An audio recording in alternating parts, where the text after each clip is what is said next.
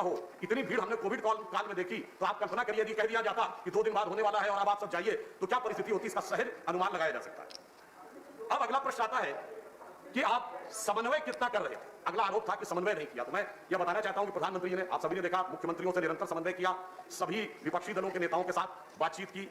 इतना ही नहीं, डॉक्टरों के साथ, विषय के विशेषज्ञों के साथ, इतना ही नहीं, कलाकारों, धर्माचार्यों, खिलाड़ियों, व्यवसायियों, उद्योगपतियों, किसी के भी साथ उन्होंने समन्वय में कोई कसर नहीं छोड़ी थी। यानी सभी लोगों के साथ वह समन्वय। और अगर मैं ये कहूं कि समाज का कोई भी तबका ऐसा नहीं था जिसमें उन्होंने किसी भी प्रकार से छोड़ने का प्रयास किया हो, तो अतिशयोक्ति नहीं होगी। मैं याद दिलाना चाहता हूं लॉकडाउन के डिसीजन के बारे में जिन लोगों को आपत्ति है, जब लॉकडाउन 1 से लॉकडाउन 2 की तरफ जाना था, तो केंद्र सरकार के द्वारा घोषित करने से 2 दिन पहले जिन 3 राज्य सरकारों ने लॉकडाउन की घोषणा कर दी थी, वो कौन थी? पंजाब, महाराष्ट्र और तेलंगाना। इसका अर्थ बहुत साफ है, तीनों संयोग से विपक्ष की सरकारें थी। बहुत साफ है कि उस समय लॉकडाउन अपरिहार्यता थी, और दलगत भावना से अलग हटकर अगर हम देखें तो वह लॉकडाउन आवश्यक था, और प्रधानमंत्री जी ने पूरे समन्वय के साथ आगे बढ़ाया। और आपने देखा सिर्फ समन्वय इतना नहीं, सार्क देशों के राष्ट्राध्यक्षों के साथ भी उन्होंने वार्ता की, G20 के राष्ट्राध्यक्षों के साथ भी वार्ता की। और हम सबको वह दृश्य भी ध्यान होगा जब प्रधानमंत्री जी ने एक सामान्य नर्स से बात की थी, तो उस नर्स का मनोभाव आप उस चित्र में देखते तो वह देखते बन रहा था, जो कहीं ना कहीं इस बात का प्रमाण था कि बड़े बड़े राष्ट्राध्यक्षों से लेके और एक सामान्य स्वास्थ्य कर्मी तक प्रधानमंत्री समान रूप से समन्वय की बात कर रहे थे। कल हमारे तृणमूल कांग्रेस के नेता सदन में यह कहने का प्रयास किया कि बंगाल की मुख्यमंत्री जी ने एक अवेयरनेस का प्रयास किया था जब उन्होंने जमीन के ऊपर वह सर्किल्स बनाए। अच्छा प्रयास था, पर उन्होंने कहा कि दूसरा दृश्य उन्हें याद नहीं आया। तो मैं कहना चाहता हूं, आप भूल गए, मुख्यमंत्री के द्वारा जमीन पर सोशल डिस्टेंसिंग का संदेश देते हुए सर्किल बनाने का दृश्य याद है, प्रधानमंत्री के द्वारा स्वच्छता का संदेश देते हुए झाड़ू लगाने का चित्र नहीं याद था। प्रधानमंत्री के द्वारा समाज के सबसे वंचित तबकों का पाद प्रक्षालन, पैर धोने का वो दृश्य नहीं याद था। जब दृश्य याद करिए तो सारे याद करिए।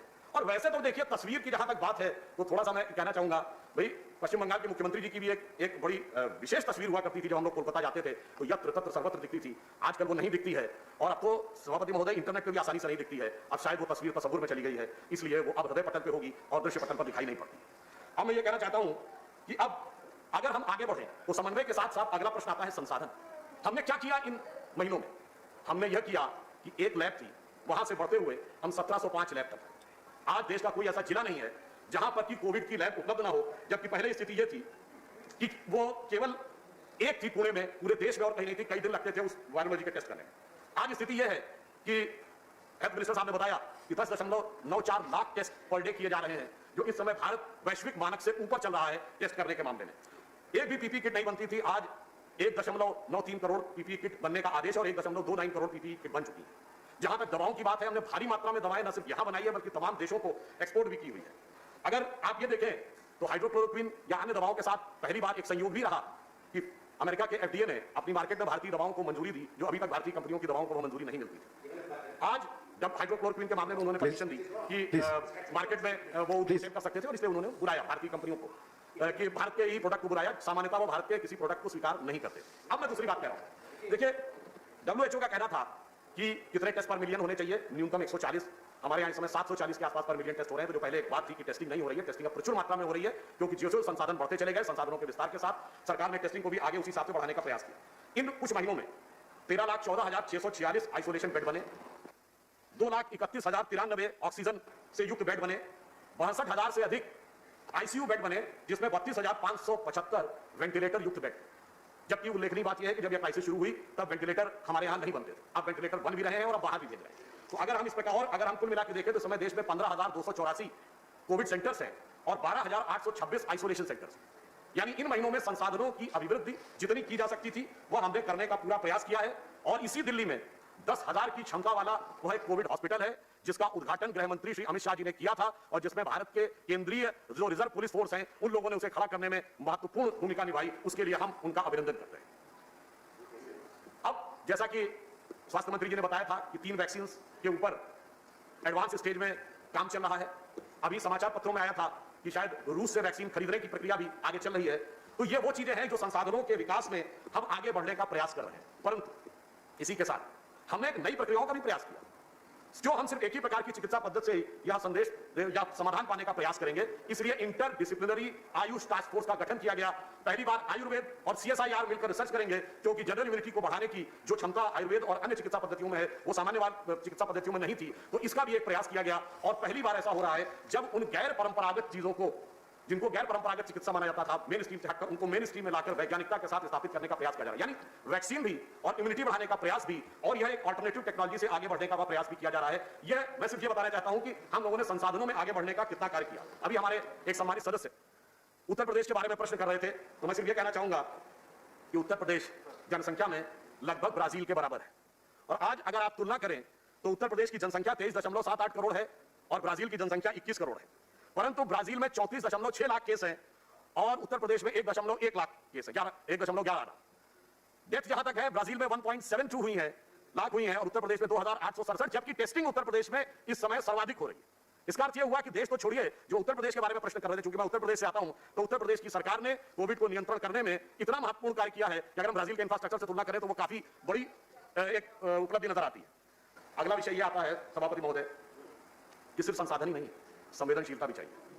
यदि संवेदनशीलता की बात आती है तो प्रधानमंत्री जी ने जब यह घोषणा की कि देश के 80 करोड़ गरीबों को, और अब तो किया नवंबर के महीने तक राशन मिलेगा, मुफ्त मिलेगा, या और कोई नहीं, ऐसी कोई, इसमें मैं कोई नहीं कह रहा कि ये कोई बहुत बड़ी बात उनके लिए किया, सिर्फ संवेदनशीलता का प्रमाण। जिस समय हमने कहा कि मिडिल क्लास के लिए EMI में छूट हो या MSME के लिए परिभाषा में ही बदलाव कर दिया गया, यह सिर्फ संवेदनशीलता का प्रमाण था। ऐसा नहीं, लोगों को सीधे खाते में धन भी दिया गया और अनाज भी दिया गया। जो हमारे सम्मानित विरोध के मित्र या कहते हैं कि उस समय सारा पैसा कैश में देना चाहिए। अब बताइए, जब पहले 2 महीने संपूर्ण लॉकडाउन था, उस समय अगर किसी के पास पूरा का पूरा कैश भी हो तो उसके लिए भोजन जुटाना ज्यादा समस्या है, बजाय इसके कि उसके पास अनाज भी हो और उज्ज्वला स्कीम के तहत फ्री गैस भी उपलब्ध हो और प्लस कुछ पैसे भी उपलब्ध हो, तो वो ज्यादा बेहतर जीवन यापन कर सकता था, जिसके बारे में सुव्यवस्थित ढंग से प्रधानमंत्री जी ने संवेदनशीलता के साथ काम किया है। अब मैं एक और बात भी कहना चाहूंगा कि हमारे विपक्ष के मित्र अक्सर शायद यह बात भूल जाते हैं कि वो सिर्फ विपक्ष में नहीं है, वो अनेक राज्यों में सत्ता पक्ष में भी है। और अगर आप सभी लोग ध्यान दें तो उत्तर भारत में सबसे समृद्ध राज्य कौन माना जाता है? पंजाब। पश्चिम भारत में देखिए तो जहां आर्थिक राजधानी है महाराष्ट्र। पूर्वी भारत में सबसे बड़ा राज्य और सबसे सक्षम राज्य बंगाल। और वह राज्य जहां की स्वास्थ्य सुविधाएं मूल रूप से स्वास्थ्य जागरूकता सबसे अच्छी है वो है केरल, जहां के स्वास्थ्य कर्मियों की देश में ही नहीं दुनिया में मांग रहती है। तो बेहतर यह रहता कि वो इन राज्यों में जिनके पास वैसे भी अच्छे साधन हैं कुछ कर दिखाते और फिर हमारे सामने उदाहरण प्रस्तुत कर देते, क्योंकि हेल्थ एक प्राइमरी स्टेट सब्जेक्ट है। अपने संसाधनों से करके दिखाते हो, फिर कहते देखिए साहब हमने ये किया, आप हमारे सामने उदाहरण करते हो। ये होता रचनात्मक। अब परंतु अब आप याद करिए, जिस समय कोविड के दौर में राहुल गांधी जी तमाम लोगों से बातचीत कर रहे थे, उन्होंने नोबेल पुरस्कार विजेता अभिजीत बनर्जी से भी बात की थी। आप में से कोई भी जाके चेक कर सकते हैं। जब मजदूरों का विषय आया और वो मुंबई के संदर्भ में था, तो अभिजीत बनर्जी जी का विचार था, ये कोई हमारा विचार नहीं है, कि मजदूरों की समस्या मूलतः स्थानीय सरकारों की समस्या है और उन लोगों को इसको अधिक सक्रियता से लेना चाहिए। केंद्र सरकार उसमें सिर्फ सहयोग कर सकती है और केंद्र सरकार ने अपनी तरफ से जो सहयोग करने का प्रयास किया, उसमें चाहे ट्रेन के माध्यम से लाखों मजदूरों को अपने गंतव्य तक पहुंचाना हो अथवा वंदे भारत मिशन के द्वारा विदेश में फंसे हुए भारतीयों को लाना हो, इस प्रकार के सभी संवेदनशीलता के साथ कार्य हमारी सरकार ने इस दरमियान में किए।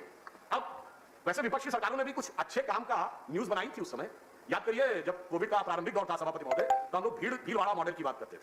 फिर बाद में कुछ ऐसा हुआ कि वो भीलवाड़ा मॉडल चलाने वाली सरकार खाली बसों को भगाने में और भागते विधायकों को बचाने के बीच के गड़बड़ जाले में फंस गई, तो फिर भीलवाड़ा मॉडल पार्श्व में जाता चला गया। अब सरकार ने अपनी बात तो जो बात कही कि संकल्प भी चाहिए था, समन्वय भी चाहिए था, संवेदनशीलता भी चाहिए थी और संसाधन भी चाहिए था। ये हम लोगों ने सब किया। परंतु एक बात ये कहना चाहूंगा कि देखिए एक विकराल समस्या भी सामने नजर आती है, जिसका कि कोई सहज सामान्य समाधान नहीं नजर आ रहा हो, जिसको देखकर अक्सर बड़े बड़े लोगों की बुद्धि विकल हो जाती है। जहां अनुमान और अक्ल से लेकर समाधान निकालना हो तो स्टैंडर्ड ऑपरेटिंग कोई प्रोसीजर नहीं होता है। तो ऐसे समय में आत्मबल से युक्त जो नेतृत्व है वो बुरे दौर में कैसे देश का नेतृत्व करता है उसका प्रमाण होता है। और आज हमारे आदरणीय प्रधानमंत्री श्री नरेंद्र मोदी जी का जन्मदिन भी है, तो मैं स्मरण करता हूं कि उन्होंने जिस दृढ़ता का परिचय दिया इस समय में, इस विचित्र परिस्थिति में, जिसका की समाधान तो छोड़िए स्वरूप भी किसी के सामने स्पष्ट नहीं था, तो यह पंक्ति उनके लिए कहता हूं, यह संसार मनुष्य के लिए एक परीक्षा स्थल है। दुख है प्रश्न कठोर देखकर होती बुद्धि विकल है, किंतु स्वात्म बल विज्ञ सत्पुरुष, आत्मबल से विज्ञ सत्पुरुष जैसे मोदी जी, किंतु स्वात्म बल विज्ञ सत्पुरुष सही पहुंच अटकल से हल करते हैं प्रश्न सहज ही अविरल मेधा बल से। और अंत में मैं कहूंगा, आरोप प्रत्यारोप आक्षेप ये सब चलते रहेंगे। मैंने दिए से शुरू किया था, दिए पर ही समाप्त करूंगा। अभी ये पूरा इसके साथ संघर्ष बाकी है। डॉक्टर सुधांशु जी, conclude करिए, प्लीज। अटल जी की पंक्ति कहकर समाप्त करूंगा, आहुति बाकी यज्ञ अधूरा, आहुति बाकी यज्ञ अधूरा, अपनों के विघ्नों ने घेरा, अंतिम जय का अस्त्र बनाने वन दधीच हड्डियां जलाएं, आओ मिलकर दिया जलाएं। धन्यवाद।